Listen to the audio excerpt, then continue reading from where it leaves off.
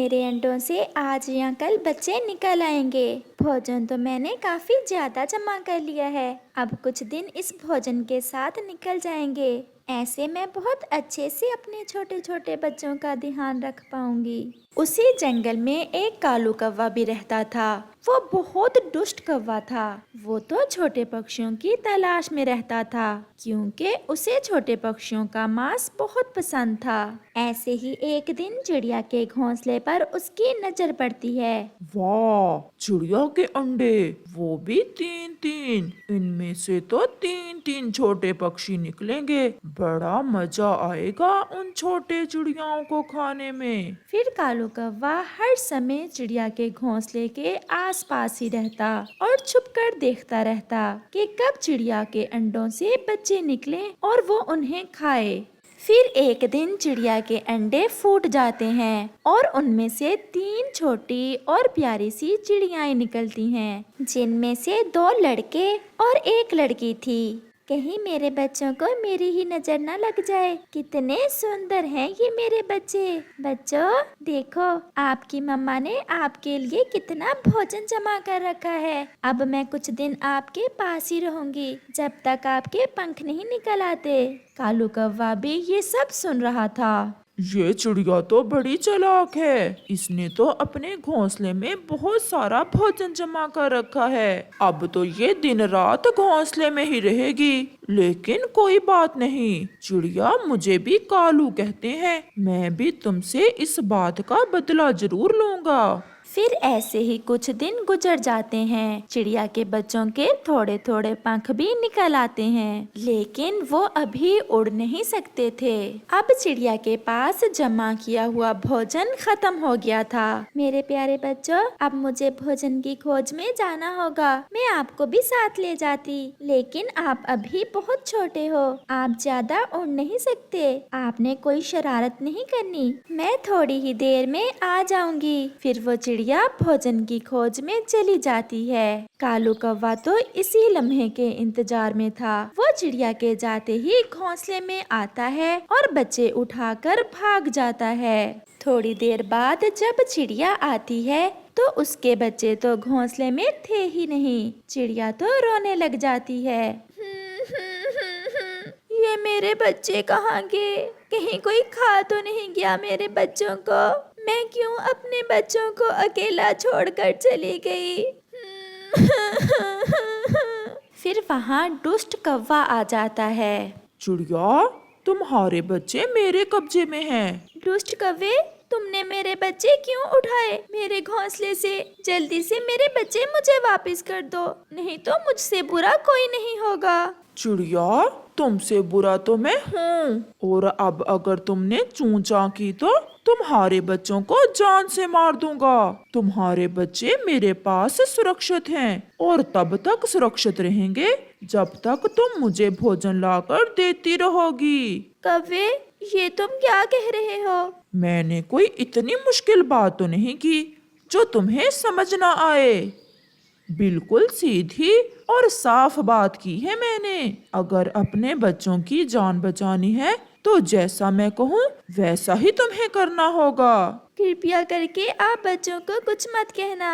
आप जैसा कहोगे मैं वैसा ही करूँगी। मुझे हर रोज भोजन चाहिए। इसी जगह पर आकर मैं ले जाया करूँगा। चिड़िया बेचारी बेबस होकर कौवे की बात मान लेती है। फिर चिड़िया हर रोज कालू कौवे के लिए ढेर सारा भोजन ढूंढ कर लाती और कालू कौवा आकर उससे सारा भोजन ले जाता। अब तो चिड़िया की ममता बहुत तड़प रही थी। इतने सारे दिन बीत गए थे, उसने अपने बच्चों को नहीं देखा था। फिर एक दिन वो कौवे से कहती है, कौवे प्लीज मुझ पर दया करो, मेरे बच्चे मेरे हवाले कर दो। मैं तुम्हें फिर भी भोजन देती रहूंगी। अगर दोबारा ऐसी बात की तो फौरन जाकर तुम्हारे बच्चे मार दूंगा। लगता है तुम्हें अपने बच्चों की जिंदगियां प्यारी नहीं है। नहीं नहीं कालू भैया, ऐसा मत करना। मैं दोबारा ऐसी बात नहीं करूंगी। फिर चिड़िया उदास होकर नदी पर जाकर बैठ जाती है। वहाँ एक तोता भी बैठा हुआ था। चिड़िया, क्या बात है? तुम बहुत परेशान लग रही हो। फिर चिड़िया तोते को सारी बात बताती है। चिड़िया, वो कौवा तो बहुत दुष्ट है, उसने तो मेरे भी बच्चे खा लिए थे और मुझसे झूठ बोलकर भोजन खाता रहा। उसने तुम्हारे बच्चे मार दिए होंगे, अब वो तुम्हें ब्लैकमेल कर रहा है। ये सब सुनकर तो चिड़िया का मन फट जाता है। मैं उस दुष्ट कौवे को छोड़ूंगी नहीं, बदला तो मैंने भी उससे लेना है। मैं भी किसी के साथ की तलाश में था। चिड़िया, मेरा एक दोस्त है काला नाग, वो हमारी जरूर मदद करेगा। फिर वो दोनों काले नाग के पास जाते हैं। तोते, तुम मेरे बहुत अच्छे दोस्त हो, बताओ मैं तुम्हारे किस काम आ सकता हूँ। फिर तोता काले नाग को सारी बात बताता है। उस दुष्ट कौवे की इतनी हिम्मत, वो ये सब करे। तुम बस उसे बहाने से मेरे पास ले आओ, फिर देखना मैं कैसे उसे अंजाम तक पहुँचाता हूँ। फिर चिड़िया कौवे के पास जाती है। कौवे जी, आज मैंने आपके लिए बहुत ज्यादा भोजन तलाश किया है, लेकिन वो मुझसे उठा नहीं हो पा रहा। आप मेरे साथ आएं। भोजन का सुनकर आलसी कौवा तुरंत चिड़िया के साथ चला जाता है। जब वो जाकर तोते को देखता है तो कहता है, चिड़िया, कहीं तुम इस तोते के साथ मिलकर मेरे खिलाफ कोई साजिश तो नहीं कर रही? पहले तुम मुझे बताओ, मेरे बच्चे तुमने क्यों खाए? अच्छा, तो इस तोते ने तुम्हें सब बता दिया है। अगर बता ही दिया है तो सुन लो, मैंने तो तुम्हारे बच्चे उसी दिन खा लिए थे जिस दिन मैंने उन्हें पकड़ा था, और अब तुम दोनों भी मरने के लिए तैयार हो जाओ। आज मरना हमने नहीं, बल्कि तुमने है। इससे पहले कि कौवा उनकी तरफ बढ़ता, काला नाग पीछे से आता है और आकर कौवे को डस लेता है और कौवा वही मर जाता है और अपने अंजाम को पहुंच जाता है। कबूतर भैया, जल्दी चलो, आज हमें अपने गाजर के खेत में बहुत काम है। चिड़िया बहन, मैं तो तैयार था, बस आपका ही इंतजार कर रहा था। पति जी, घर में राशन भी खत्म हो गया है, न जाने कब हमारी गाजर की फसल तैयार होगी और कब हमारे घर राशन आएगा। लूसी बहन, आप चिंता न करें, मैंने और कबूतर भैया ने बहुत मेहनत की है। हमारी गाजर की फसल बहुत अच्छी हुई है। बस कुछ ही दिनों में हम अपनी फसल मंडी में बेच देंगे और फिर हमारे पास पैसे ही पैसे होंगे। फिर चिड़िया और कबूतर अपने घर से निकलते हैं। चिड़िया नदी से पानी ला ला कर गाजरों के पौधों को डालती है, जबकि कबूतर गाजरों के पौधों में गैर जरूरी जड़ी बूटियों को निकालता है। वो सारा दिन काम करते हैं। मंडी में बैठे हुए कालू कौवा और चील भी आपस में सलाह करते हैं। चील दी, इस बार हम पक्षियों से गाजर की फसल बहुत कम दामों में खरीदेंगे। मुझे सब पता है, जब पक्षियों की गाजरें खराब होंगी तो वो मुफ्त में हमें देकर जाएंगे, फिर हमें पैसे भरने की क्या जरूरत। चिड़िया और कबूतर की फसल भी तैयार होने ही वाली है। बहुत आशाएं लगाई हुई हैं उन्होंने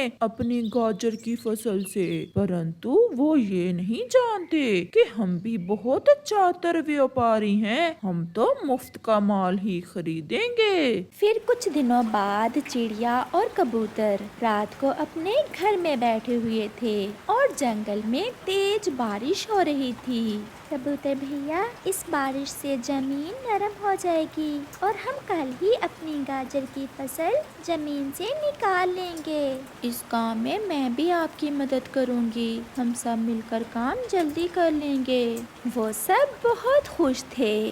चिड़िया, आप कल बैलगाड़ी लेकर आना, मैं और लूसी जाकर गाजरें निकाल निकाल कर इकट्ठी करेंगे। फिर सुबह हो जाती है, बारिश भी रुक गई थी। लूसी कबूतरी और उसका पति अपनी गाजर की फसल को इकट्ठा कर रहे थे। चिड़िया भी अपनी बैलगाड़ी जोतकर वहां आ जाती है। शाम से पहले पहले हम आधी फसल मंडी ले जाएंगे और बाकी जो बचेगी वो हम कल ले जाएंगे। हमारी गाजरें बहुत मीठी और स्वादिष्ट हैं। अच्छे दाम मिलेंगे हमें गाजरों के। मैंने अभी खाद के पैसे भी देने हैं। कई दोस्तों से मैंने पैसे उधार लिए हुए हैं। आप चिंता ना करो कबूतर भैया, हम अपनी गाजरें बेचकर सबका हिसाब बराबर कर देंगे। फिर वो सब अपनी गाजरें बैलगाड़ी पर रखकर मंडी की तरफ चले जाते हैं। ज्यादातर व्यापारी बैठे उनका ही इंतजार कर रहे थे। हम यहाँ अपनी गाजरें बेचने आए हैं। हमारी गाजरें बहुत मीठी हैं और लंबी भी। फिर हम क्या करें? मंडी में ग्राहक बहुत कम हैं। तुम्हारी सारी गाजरें केवल 100 रुपए में ही खरीदूंगा।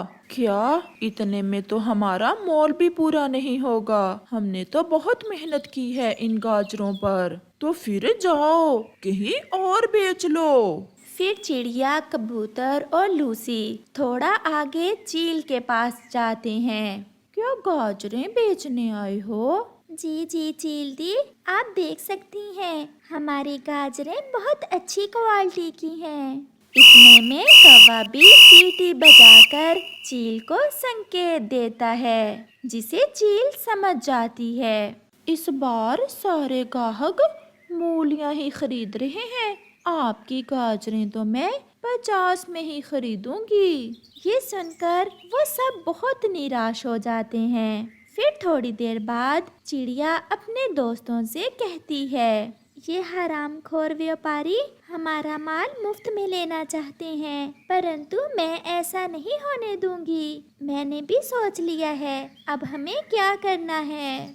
फिर चिड़िया जंगल के रास्ते में गाजरों का जूस बेचने वाली मशीन लगा लेती है, जहां वो संतरे का रस मिलाकर गाजर का जूस तैयार करती। सब पक्षियों को गाजर का जूस बहुत पसंद आता है। ऐसे चिड़िया और कबूतर अपनी बुद्धि से काम लेते हैं और अपनी फसल को ठीक इस्तेमाल करते हैं। लूसी बहन, इतना मुनाफा तो हमें मंडी में गाजरें बेचने से भी नहीं होने वाला था, जितना हमें अब हुआ है। ऐसे मुफ्तखोर व्यापारियों का अच्छा इलाज किया है हमने।